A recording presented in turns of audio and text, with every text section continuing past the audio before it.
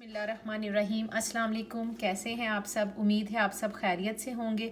अल्लाह ताला आप सबको हमेशा खुश और आबाद रखे।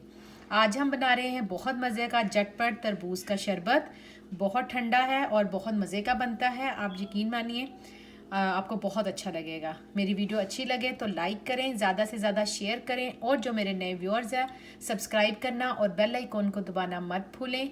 इस तरह ये है कि मेरे आने वाली रेसिपी सबसे पहले आपको देखने को मिलेगी। यहाँ मैंने जग में डाला है, यहाँ मैंने आइस क्यूब्स ली हैं और मैंने वाटरमेलन लिया है। आप देख रहे हैं कि इसको मैंने छोटा छोटा काट लिया है ताकि इसे ब्लेंड करने में आसानी हो। साथ ही मैंने इसमें लिया है 1/4 टीस्पून काला नमक।